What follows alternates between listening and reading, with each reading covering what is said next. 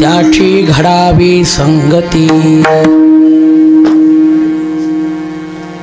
तुकोबरा म्हणतात, पांडुरंगा तुझं वास्तव्य ज्यांच्या चित्तामध्ये आहे असे जे काय संत आहेत, संत असे तसे नाही तर जे प्रमावृत्तीचे संत आहेत, अशा प्रमावृत्तीच्या संताची संगती माझ्या जीवनामध्ये घडवून द्या। देव वसे चित्ती त्यांची घडावी त्याची घडावी संगती। माझी इच्छा माझी वासना दुसरी काही नाही, फक्त एवढीच आहे आणि ती पुरवा।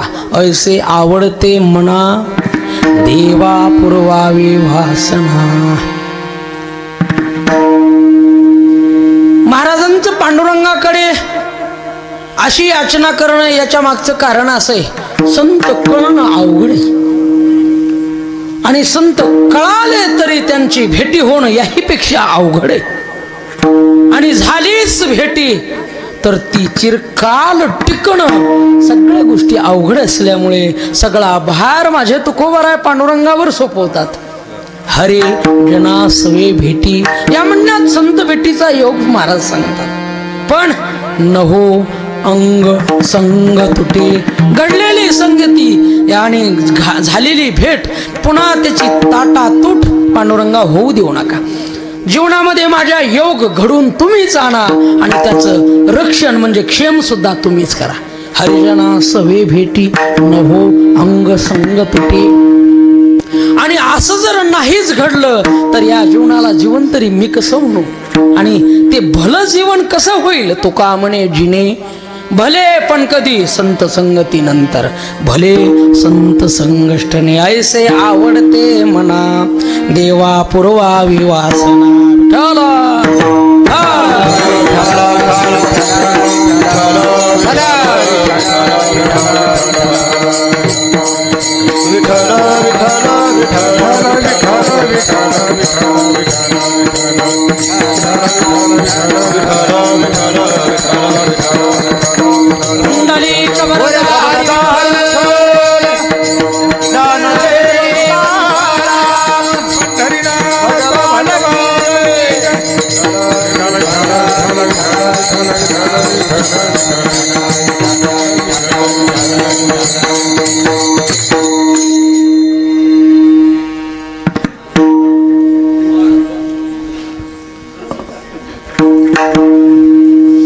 आल्यानंतर मनाला वाटलं नव्हतं की एक दिवसाच्या कार्यक्रमाचं वातावरण असं होईल, पण लक्षात घ्या कृपा त्या पांडुरंगाची, सत्य संकल्पाचा दाता नारायण।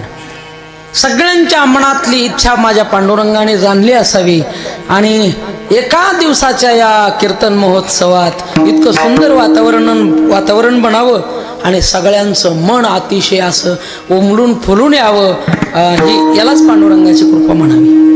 म्हणून सर्वांना प्रथमतः मी या ठिकाणी डोमलगावकर ग्रामस्थ, सर्व या ठिकाणी वाल्मिक ऋषीचं हे सर्व तरुण मंडळ यांना मी प्रथम शब्दामध्ये अगोदर धन्यवाद देईल। कारण का दिवसभर चाललेलं अन्नदान हे आल्यानंतर ऐकून मला समाधान वाटलं असतं का अन्नदानम महदानम, महान दानात अन्नदानाची गणना आहे। म्हणून दिवसभर भरपूर असं सकाळी 11 वाजल्यापासून आतापर्यंत दिवसभर अन्नदान चाललं आणि याचं श्रेय याचं फळ नक्कीच या मंडळाला भेटल्याशिवाय राहायचं नाही। पांडुरंगाचं फळ कोणत्या रूपात असतं हा विषय वेगळा, पण नक्की मिळतं। येथे काही केल्या वायानं इथं काही करा, सतरंजी उचलले तरी पुण्य मिळणार, लाभ मिळणार। असो, आज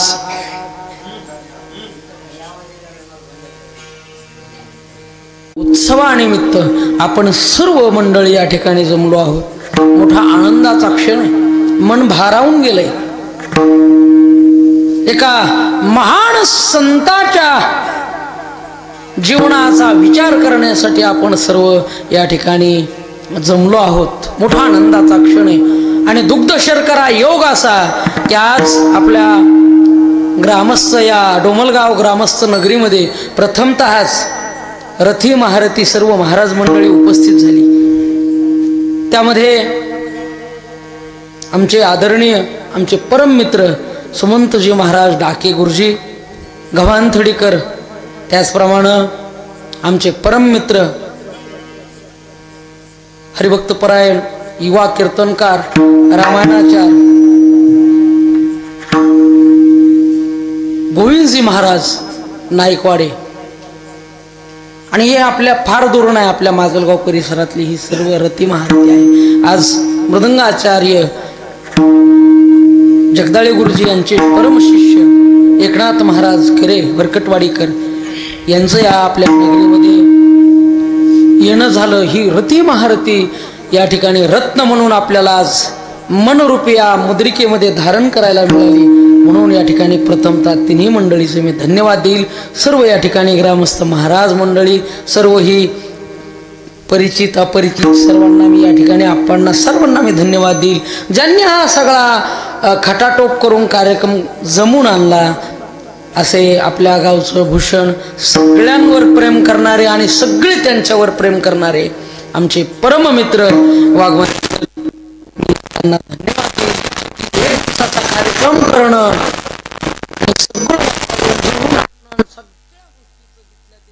नियोजन लावणं हे शिकावं फक्त वाघमारे सर, आणि अगदी एका तासात जे काय नियोजन लावलं अगदी एका तासात सुंदर वातावरण बनवलं, म्हणून या करून सरांची मी धन्यवाद देतो.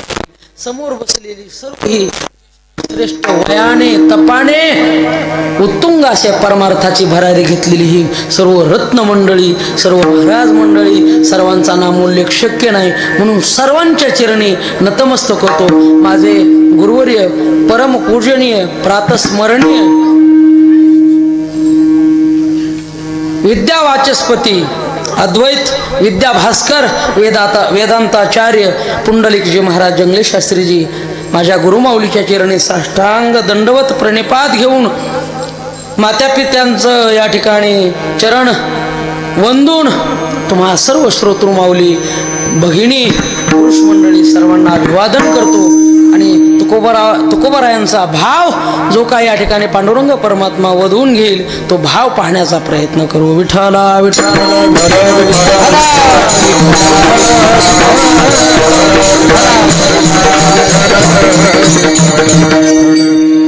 देव वसे चित्ती त्याची घडावी संगती.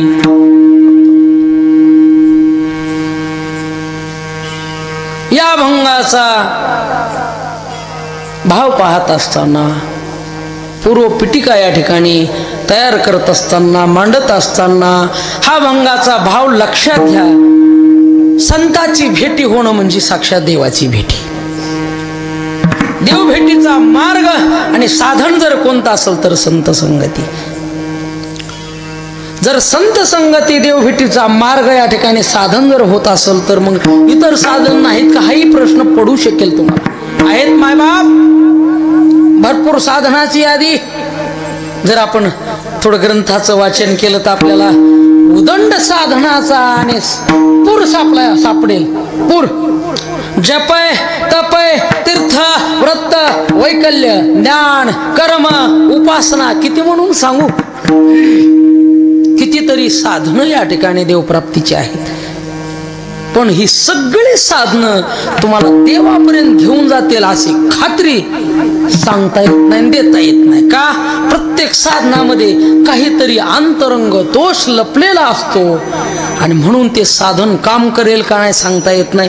आणि जरी एखादं तुम्ही जप तप तीर्थव्रत ज्ञान कर्म उपासना कोणती तरी साधना निवडली, साधन चालू केली साधना, पण काहीतरी दोष असल्यामुळं तुम्हाला पुढं सरकता येत नाही. आणि जरी एका साधनेने दुसऱ्या साधनेचं सहाय्य घेतलं तरी कदाचित काम होऊ शकतं, पण अवघड. पण एक साधन मात्र असे, याला आपण राजमार्ग म्हणू शकतो. जसं विमानाने प्रवास केला का कुठं गतिरोधक नाही आणि काही प्रश्न नाही, त्या पद्धतीनं राजमार्ग म्हणा. आणि ते साधन आहे संत संगती. विठ्ठल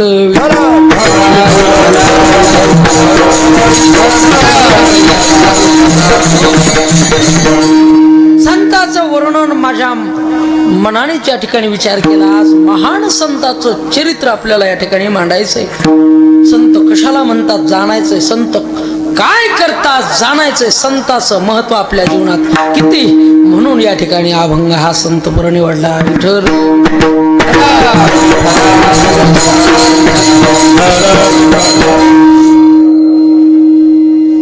दोन शब्दात तुम्हाला सांगेल, संत जर आपण थोडे बाजूला केले ना परमार्थातून भया काय होईल, परमार्थाचा भोपळा होईल. भोपळा भोपळा का, उत्तर देईल तुम्हाला. नामाला मंत्रत्व जर प्राप्त कुणामुळे झाला असेल ते आहे संत. नाम नाम राहिलं असतं, पण नामाला मंत्रत्व प्राप्त झालंय का, तुझ्या नामाचा महिमा तुझं नकळे मेघ श्यामा. रामप्रभूला सुद्धा माहित नव्हतं आपल्या नामात एवढी ताकद आहे, पण आमच्या सगळ्या भक्तांना माहिती आहे राम नामात किती ताकद आहे. विठ्ठल विठ्ठल मंत्र सोपा करी पापा निर्मूळ. हा नुसतं विठ्ठल विठ्ठल नाव राहिलं असतं, पण ते मंत्र रूपानं प्रगट जर कुणी केलं असेल तर संतांनी. म्हणजे नामाला मंत्रत्व प्राप्त झालंय संतांमुळे. एक लक्षात ठेवा, वेद वेद राहिला असता, वेद अर्थाच्या रूपाने जो काय आपल्या पुढे आज नटलाय प्रगटलाय माहीत झालाय, तो त्याची कृपा फक्त संत, सगळं श्रेय संताकडे जातं. वेदाचा तो अर्थ आमासीचा ठावा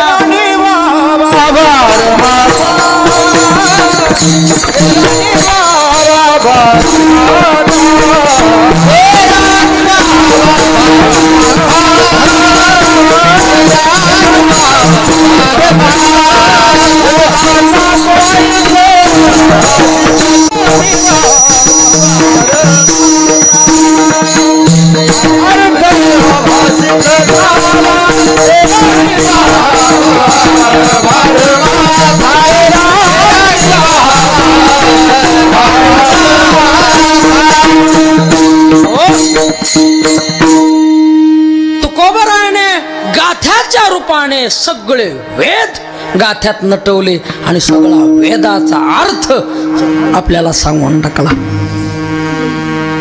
वेदाला वेदत्व प्राप्त झाले संतांमुळे, नामाला मंत्रत्व प्राप्त झाले संतांमुळे.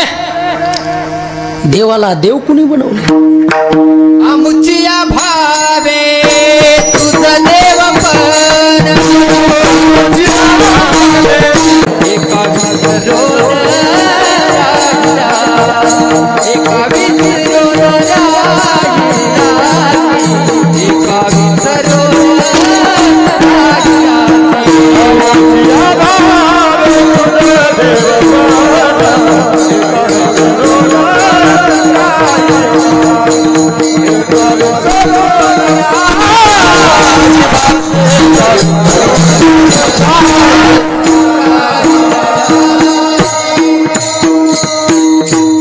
आमुठिया भावे तुझ देवपण हे का विसरून राहिला. हो, अजून एक प्रमाण सांगेल.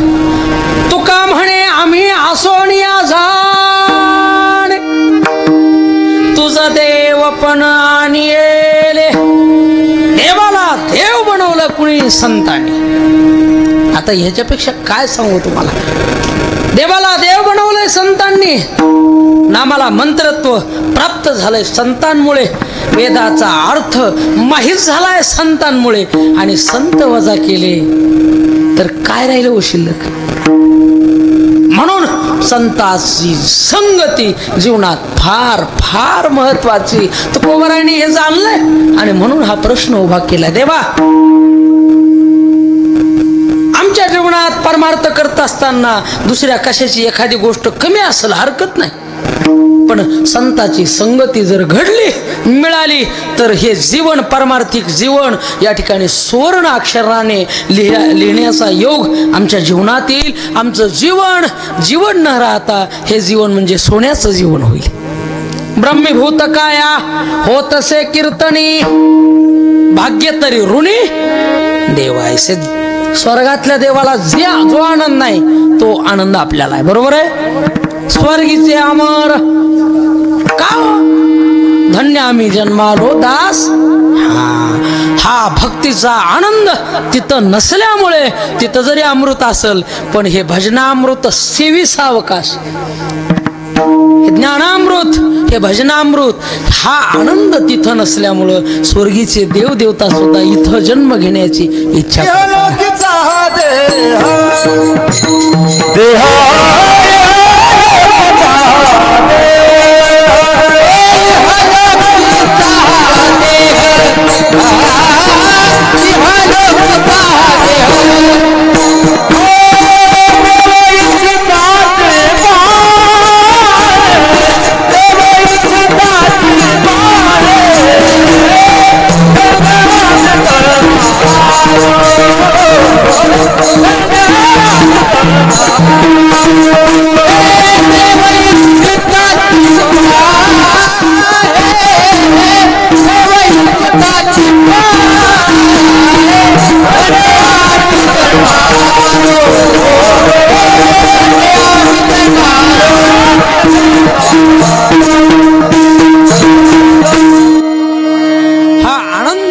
इथे. संत काय कृपा करतात आपल्यावर, का संताची आपल्याला इच्छा व्हावी, तुकोबरायांना इच्छा व्हावी याचा प्रश्न आणि याचं उत्तर तुम्हाला देऊन टाकेल मायबाप. ऐका, 3 पद्धतीने याचं तुम्हाला उत्तर देऊन टाकेल मी. काय संत संगती घडल्यानंतर पहिलं काय होत असेल तर कळी काळाची भीती निघून जाते. निर्भय होऊन माणूस परमार्थाच्या वाटेला लागतो आणि संतामुळे सुखाचा, खऱ्या सुखाचा पत्ता मिळतो. माणूस चुकीच्या दिशेनं प्रवास करत नाही. 2 सार आसार गोष्टीची जाणीव माणसाच्या मनाला झाल्यामुळे सार विचार माणूस ग्रहण करतो, आसार विचार टाकून देतो. ही कृपा संताची. कारण का संत का आलेलेच असतात. उजळा बया आलो वाटा, खरा खोटा निवाडा. सार आसार विचाराची शिकवण देतात, सार विचार ग्रहण करायला होतात. अजून नामासारखं दान संत आपल्या पदरात टाकतात. हा सगळ्यात मोठा उपकार आहे संतांचा. विठ्ठल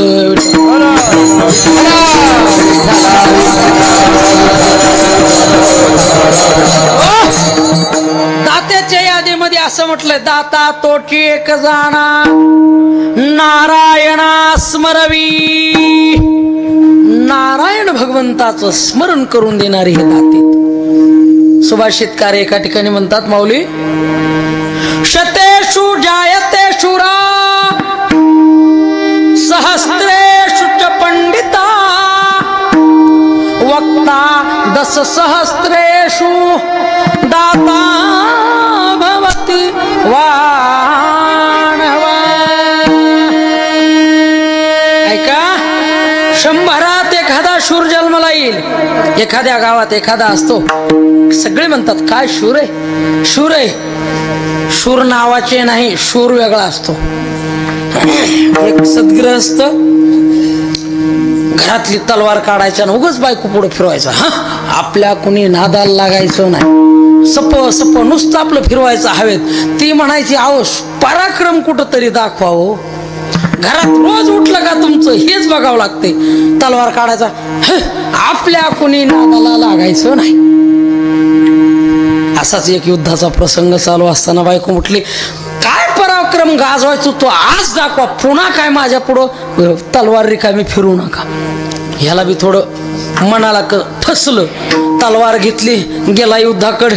कुणाचा हात तोड बाबा, कुणाचा पाय तोड, रप मोळी बांधली हातापायाची, आणली बायकोच्या पुढं आदळली. घे म्हणला, रोजचं तुझी कटकट कटकट 12 हातापायाचा टाकला. बायको म्हटली, का हो एवढं वजा नुसतं मुंडके आणले असते तर जमत का? नाही म्हटलं, मुंडके आधी कापून नेलते. अरे मेलेल्या माणसाचे तू हात पाय कापून आणतो आणि स्वतःला शूर म्हणून घेतो. याला शूर कसं म्हणता येईल? याला शूर कसं म्हणता येईल? शूर वेगळा असतो. मावळे होऊन गेली शूर. शूर आम्ही सरदार, आम्हाला काय कुणाची भीती. हा, छत्रपती शिवाजी महाराजांनी एक एक मावळा असा बनवला होता. बाजी प्रभू देशपांडे सामान्य व्यक्तिमत्व होतं का, ज्यांनी एकट्याने खिंड लढवली. काय याला शूर म्हणा. शतेषु जायते शूरा, 100 एखादा शूरा. लक्षात घ्या, आपल्याला मुद्दा सोडायचा नाही. सहस्त्रेषु च पंडिता, हजारामध्ये एखादा पंडित जन्माला येतो की ज्याचं पांडित्य ऐकून चांगल्या चांगल्याचे कान तृप्त होतात, ज्याचा मंत्र उच्चार, ज्याची बोलण्याची पद्धत, ज्याची विधी करण्याची पांडित्य, खंडन मंडन प्रक्रिया, सगळ्याच गोष्टी सर्व बाजूने ज्याला जमल्या त्याला पंडित म्हणा. पण याच्या पुढचा विषय असा आहे, वक्ता दश सहस्त्रेषु, 10,000 एखादा वक्ता जन्माला येतो ज्याचं एक ना एक शब्द माणसाच्या अंतकरणापर्यंत शब्द यावा आणि अंतकरणापर्यंत तो ठसावा, रुचावा आणि त्या शब्दाचा परिणाम माणसाच्या मनावर, शरीरावर व्हावा. असा एखादा वक्ता 10,000 जन्माला येतो. वक्त्याच्या ठिकाणी गुण असावे लागतात. एक, वेळेवर आठवलं पाहिजे वक्त्याला, बरोबर आहे, पटवता आलं पाहिजे. आणि एखादा देवाच्या संत विचारात आडवा जर चालला तर खंडन मंडन म्हणजे बोलण्यातूनच तो कटवताही आला पाहिजे. आठवणं फार महत्वाचं आहे. वक्त्याला जर काय बोलायचं हे नाही आठवलं तर पुढची प्रक्रिया होणार नाही, थांबेल. आठवण्यावरून एक प्रसंग आठवला. एका गावामध्ये जावई बापूचं आगमन झालं.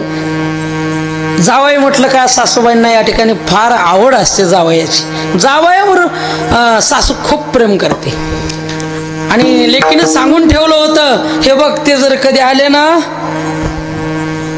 तर आंबोळ्या बनव बरं का. आंबोळ्या हा तिकडं सोलापूर पंढरपूरचा हा शब्द आहे. आपल्याकडं आंबोळीला काय म्हणतात, काय म्हणतात? धिरड माहिती, धिरड माहिती महिला मंडळ, हात वर करा बरं. हा हा हा माहिती सर्वांना. त्या धिरड्यालाच आंबोळी म्हणतात. आणि इतक्या सासूबाईनं सुंदर सर आंबोळ्या बनवल्या, इतक्या जावयानं आंबोळ्या खाल्ल्या. आंबोळी खाल्ली की इतकं मन समाधान झालं. खाय आंबोळी लिमिटेड ठेवली ना, पोटम झालं. इतका पदार्थ आवडला जावयाला. जावई म्हणतो, सासूबाई काय तुम्ही आज बनवलं, याला काय म्हणतात? ते म्हटले, अहो जावं बापू याला आंबोळी म्हणतात. असं तिला येतात का हे तिला येतंय का? म्हटलं अहो तिथं याच्यात सुगरण आहे.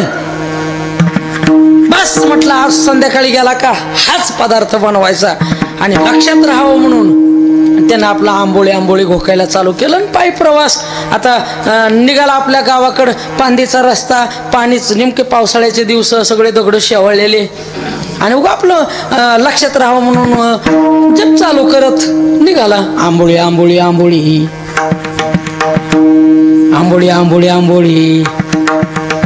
बघा महाराज पकवाजातून आंबोळी काढायची बरं का. आंबोळी निघाला पांदीनं. पण जसा आंबोळी म्हणत जसा पाय शेवळलेल्या दगडावून जसा घसारला तसा हा जावई पसारला आणि जसा पसारला तसा हा विसरला. काय? आंबोळी शब्द विसरण्याचा परिणाम पहा. उठून पाहतो आपल्याला कोणी पाहिलं तर नाही ना, इज्जत गेली तर नाही ना. तसाच उठला, घरी आला, कडी वाजवली, दार उघडलं. अहो किती वेळ लावला, संध्याकाळचे 6 वाजले, स्वयंपाक करायचाच होता. तुम्ही येणार आहेत म्हणून वाट पाहत बसले. काय करावं कळेना. काय नाही म्हटले, सोपा पदार्थ आहे. काय? जिथं घसरलं तिथं विसरलं ते बनव. आता हिला माहितच नाही हा प्रकार काय. शब्द सुद्धा संगतीत बसेना. जिथं घसरलं तिथं विसरलं ते बनव म्हणल्यावर आता काय बनवावं तिनं? मी प्रश्न तुम्हाला विचारतो. मी जर म्हटलं जिथं घसरलं तिथं विसरलं ते बनव, काय बनविताल तुम्ही? तुम्ही म्हणताल महाराज कुठून आलात तुम्ही, ध्यानावर आहेत का? म्हणताल का नाही तुम्ही वेड्यात काढताल. ती म्हटली अहो पदार्थाचं नाव सांगा. मला सुद्धा सुगरण म्हणतात. नाव सांगा पदार्थाचं. ते काय सांगू नको म्हटला. जिथं इसरलं ते बनव, जिथं घसरलं तिथं विसरलं ते बनव. माझ्या बापानं जमणार नाही, महिला जमणार नाही, कुणालाच नाही असं नसते म्हटला. काढली काठी यानं बायको माराय चालू केली. रप रप रप बनवते का नाही सांग. जिथं घसरलं तिथं विसरलं तेच बनव. आपण नाव सांगा ते सांगत नसतोय. तेच तेच म्हणून बायको मारली पाठ पार धिरड्यासारखी बनवली. शेजारची म्हातारी आली. ए नालाय काय मूर्खा, अरे माझ्या लिकीची पाठ आंबोळी सा. हा हा म्हटला तेच तेच तेच तेच विसरलो होतो. म्हणजे धिरड्यासारखी पाठ केलीस की तो मारू मारू आपली भाषा येईल. आणि मग लक्षात घ्या, जर आंबोळी शब्द विसरत असल तर एवढा वाद पेटत असल. जर वाक्याचं बोलणं विसरलं काय महाराज प्रक्रिया थांबेल. म्हणजे विसरलं नाही पाहिजे, आठवलं पाहिजे. पण मला एक या ठिकाणी तुम्हाला सांगायचंय, संत दाते हे सगळ्यात मोठे आहेत. मग दुसरे दाते झाले नाही का? दाते नाही झाले भरपूर. हरिश्चंद्र राजानं तर स्वप्नात विश्वामित्रांना काय देऊन टाकलं होतं. हो, काय सामान्य दान आहे. शिबीराजानं काय केलं ऐका. शिबीराजा यज्ञ करू लागला आणि इंद्राला आवडलं नाही. त्याला वाटलं आपली गादी बळकावण्यासाठी हा काय करतोय, यज्ञ करतोय. कबुतराला बोलवलं आणि स्वतः झाला ससाना. माहिती ना इंद्र. आणि अग्नीला बोलवलं आणि अग्नीला काय करायला लावलं, कबूतर बनायला लावलं. काय कबूतर. आणि कबूतर पुढं ससाना माग शिबिराजाच्या त्या शिबिरामध्ये आले. यज्ञ चालू. कबूतर आलं, मांडीवर बसलं. राजा मला वाचव. काय झालं. ससाना माझ्या मागे लागलाय, मला खाऊन टाकील, मी त्याचं भक्ष्य. ससाना आला. राजा तू आमच्यात पडू नको, हा विषय आमच्या दोघांचा आहे. ते माझं खाद्य आहे आणि मला भूक लागली, मी त्याला खाणार म्हणजे खाणार. ससाना ऐके ना. राजा म्हटलंय बघ मला तो शरण आलाय, तो हवं तर याच्या बदल्यात दुसरं माग. ते म्हटले मला दुसरं काय नको, तुला काय पाहिजे ते माग. ते म्हटला राजा अरे तू काहीही दिलंस माझ्या काय उपयोगाचं आहे, मला कबूतरच पाहिजे. नाही म्हटले. मग एक देशील का. कबुतराचं जेवढं वजन आहे तेवढं तुझ्या अंगाचं मांस काढून दे, तर या ठिकाणी गोष्ट जमेल. आणलं तराजू. एका पारड्यात कबूतर बसले आणि राजानं तलवार आणली.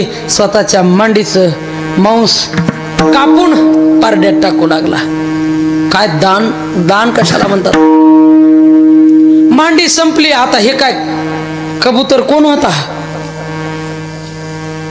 यानं कबुतरानं स्वतःचं अंग वाढवायला चालू केलं. राजा मांस टाकत गेला, अंग वाढवायला चालू केलं, वजन वाढवायला चालू केलं.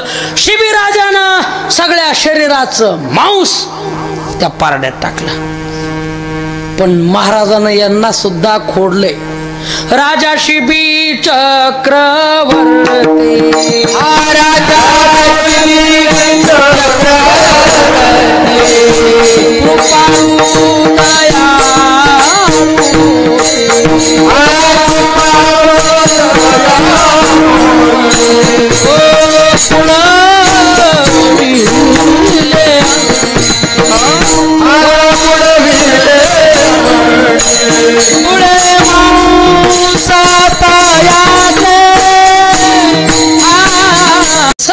रामनवमीच्या उत्सवाला जायची कुणाकडे, गडावर.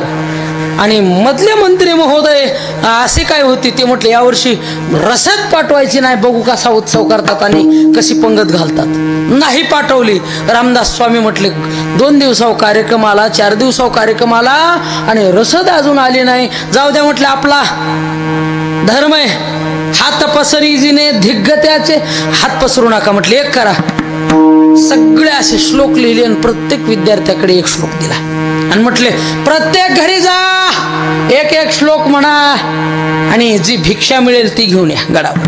कोणी डाळ देऊ लागलं, कोणी तेल देऊ लागलं, कोणी काय देऊ लागलं, कोणी गुळ देऊ लागलं आणि थोडं थोडं गडावर जमा होऊ लागलं. एका लहान मुलासाठी सर एक श्लोक दिला होता महाराजांनी. छोटस लहान मूल, ह्या बाळा एवढा असेल, 5वी 6वी 7वीचा मुलगा, आणि का ब्राह्मणाच्या दारापुढं उभा राहून श्लोक गाऊ लागला.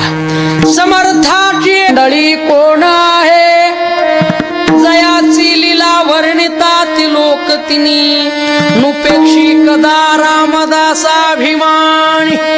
समर्थाचे सेवकाव कृपा आहे. ब्राह्मण हुशार होता, खूप भयंकर रागीट होता, दैवी शक्ती प्राप्त होती ब्राह्मणाला. त्या समर्थाचे सेवका म्हणजे स्वामी रामदासाचा तू शिष्य आणि तुझ्या सेवकाला वाकड्या नजरेनं कोणी बघतो असा भूमंडळात कोणी नाही. तुला कशाचा एवढा अहंकार रे? अर्थ उलटा लावला ब्राह्मणाने. एवढा अहंकार, शाप दिला. उद्याचा सूर्योदय तुला पाहता येणार नाही. अभिमंत्रित पाणी केलं, अंगावर टाकलं.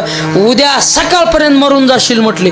लेकराला बाकीचं काही नाही कळालं, पण उद्या सकाळपर्यंत मरणार म्हटल्यावर रडत रडत लेकरू गुरुजींच्या आश्रयाला. गुरुजी स्वामी मला वाचवा, काय झालं? असा असा ब्राह्मणाने शाप दिला. आणि सगळे म्हणतात त्या ब्राह्मणाचं काय खोटं होत नाही, घाबरू नको म्हटले. आज माझ्याजवळ थांब आणि रात्रभर पायची सेवा कर, घोंगडीवरून खाली उतरू नको. रात्री 12 वाजता यमदेवता येते आणि बाण सोडते मुलावर. यम पाहिल्यानंतर बिचारा थर थर थर थर कापू लागतो. पण पाय चोपायचे सोडत नाही. बाण जवळ येतो आणि माघारी फिरतो. दुसरा बाण टाकतो, यम माघारी फिरतो. बाण सगळे बाण संपले, यम निघून जातो. सकाळ झाली, सूर्योदय पाहिला. गुरुजी उठले. गुरुजी यम आला होता पण काहीही झालं नाही. तुमचं सामर्थ्य, तुमची शक्ती काय सांगू म्हटले. आनंद वाटला. मी तुमचा शिष्य याचा मला सार्थ आज अभिमान वाटला. काय नाही म्हटलं, लवकर उरकन जा भिक्षा मागायला. म्हटले कुठं? त्याच गावात. बरं म्हटले जातो. घर त्याच ब्राह्मणाचं. नाही म्हटले, घर बदलून द्या. एका रात्रीचा अवकाश दिला होता, तो सुद्धा तो ब्राह्मण द्यायचा नाही. नाही म्हटले, श्लोक सुद्धा तोच, घर सुद्धा तेच, ब्राह्मण सुद्धा तेच. नाही म्हटले, मग जातो तिथं जातो, पण घोंगडी तर देताल का नाही? आता घोंगडीमुळे वाचले होते का? संत काय करत असतात? कळी काळापासून आपल्याला लांब घेऊन जात असतात. मोक्षापर्यंत जिम्मेदारी घेणारे फक्त या विश्वात संतच आहेत. विठ्ठल विठ्ठल ऐका, म्हणून संत संगती आपल्या जीवनात फार फार फार महत्वाचं आहे. अन्नाच्या परिमळे जरी जाय भूक, तरी काय पाक घरोघरी. अन्नाच्या वासानं आपलं पोट भरणार नाही, अन्न खावं लागेल. देखून या जीवन जरी जाय तहान, तरी काय साठवण घरोघरी. पाणी लांबून पाहून तहान जाणार नाही, पाणी प्यावं लागल.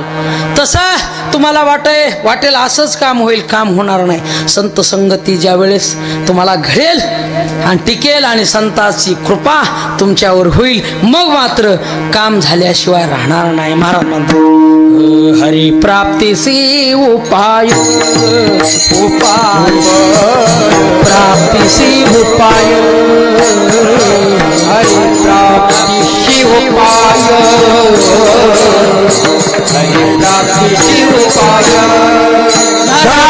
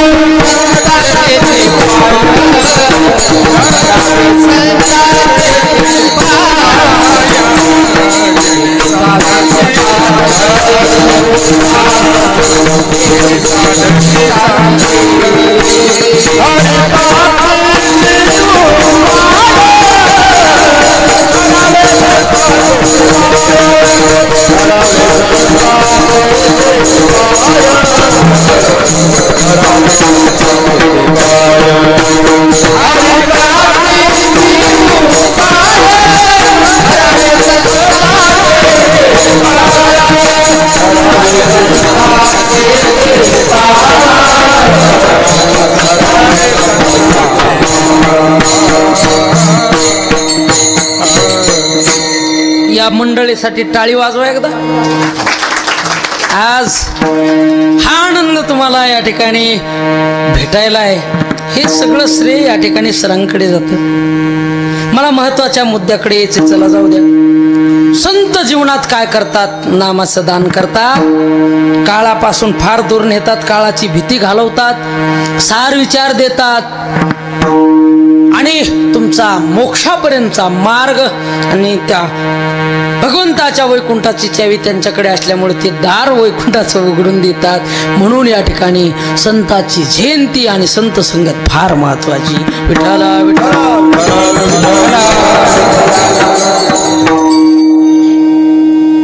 2 मिनिटं थोडं वाल्मिकीजींच्या जीवनाकडे थोडं वळा. दरोडेखोर असलेले वाल्मिक ऋषी पूर्वीचे आणि रत्नाकर नावानं खूप प्रसिद्ध, पण अट्टल गुंड, अट्टल. त्यांच्या पापाची काय आता तुम्हाला काय सांगू. आता वाल्मिक ऋषीचं आपण चरित्र या ठिकाणी केलं तर संतांना या ठिकाणी ह्या अभंगाला न्याय मिळणार नाही. आपल्याला जास्त फार दूर जायचं नाही. पण रांजणाची रांजणा मोहरी एवढी, एक ब्रह्महत्या केल्यानंतर मोहरी एवढा खडा जर रानात टाकून रानाची रान जर भरली असतील, किती ब्रह्महत्या काय आहे का? त्या माप आहे का? ते पापाला माप आहे, गणित आहे. पण संत कृपा झाली, इमारत फळा आली, नारदजींची भेट व्हावी. नारदजींचं गचुर धरलं. सांग तुझ्याकडे काय?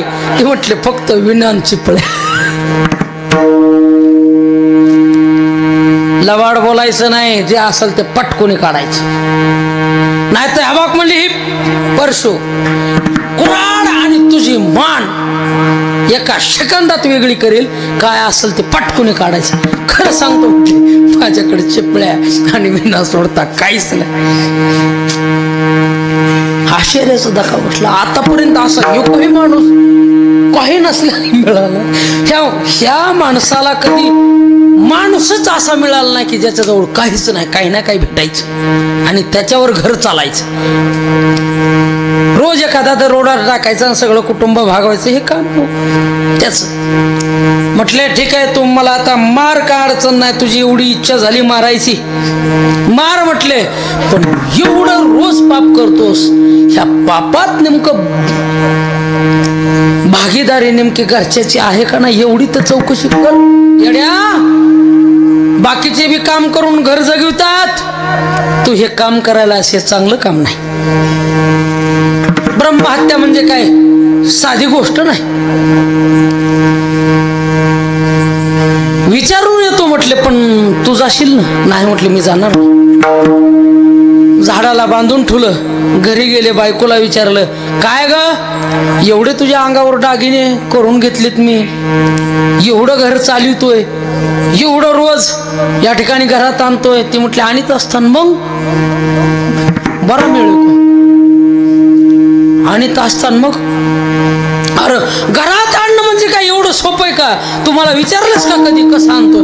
मी कशाला विचारू म्हटलं. तुम्ही मला या ठिकाणी 7 फेरे घेऊन घरात आणलंय, माझी जिम्मेदारी घेतली सांभाळण्याची, तर प्रश्न माझा येतोच कुठं? तुम्ही काय करता आणि काय आणता? माझं काम आहे तुम्ही जे घरात आणलंय ते करून सगळ्याला खाऊ घालणं, विषय संपला. मग एवढं केलं ह्याच्यात मग तू भागीदार नाहीस का पापात? ती म्हटली पाप केलं का पुण्य? आता मला काय म्हणतो? अजिबात नाही म्हणले, संबंधच नाही तुमचा ना आपला. कांठाळी एक कडली उघडली, माई कडतेच उत्तर, बापा कडते, लेका कडते. आता मात्र पाय थरथर कापू लागले. मागालचा इतिहास सगळा आठवू लागला. नारदजी जवळ येतात, रामनामाचा नारदजी उपदेश करतात, एवढी तपश्चर्या करतात की अंगाच्या भोवती सगळं वारुळ तयार होतं, पूर्ण अंगावरचं मांस सगळ्या मुंग्या वगैरे खाऊन टाकतात. नारदजी ज्या वेळेस दुसऱ्या वेळेस येतात, आवाज चालूच आहे रामकृष्ण हरीचा, राम राम राम. अगोदर कितीतरी वर्ष मरा मरा मरा हा शब्द घोकला, परंतु सगळं पाप निघून गेलं. महाग वाल्या कोळी महाहत्यारी नामे तारीला निर्धारी. आणि मग वारुळ बाजूला सारतात नारदजी, बाहेर काढतात.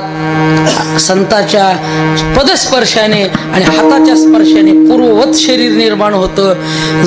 दाढी जठा सगळा हा पेहराव असं शरीर नारदजी या ठिकाणी वारुळाने पूर्ण घेरलं होतं वाल्मिकजीला. म्हणून या ठिकाणी वाल्मिक नामकरण करतात आणि पुढचा उपदेश करतात. पुढचं होणारं कार्य आणि मागील सगळ्या जन्माचा इतिहास सगळा सांगतात. आणि तुम्ही जन्माला का आलात याची जाणीव करतात. आणि रामनामाचा उपदेश केल्यानंतर रामायण लिहिण्याचं सगळं या ठिकाणी सांगतात. आणि तिथून पुढचा प्रसंग रामायण राम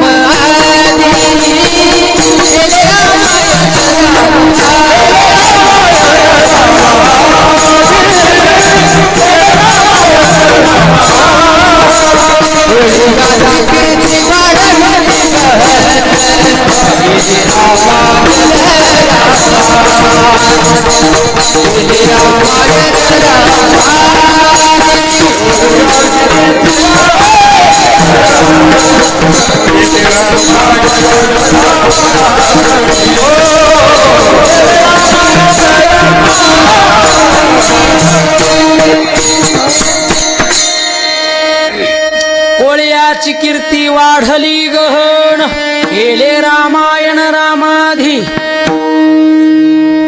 बोलिले वाल्मिक तैसेची करीन, वर्तुने दावीन नामा म्हणे.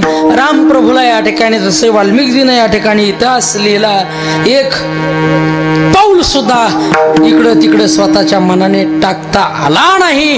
एवढं सामर्थ्य जर संताकडे असेल तर आपल्या जीवनात संत संगती का महत्वाची नाही? विठ्ठल विठ्ठल.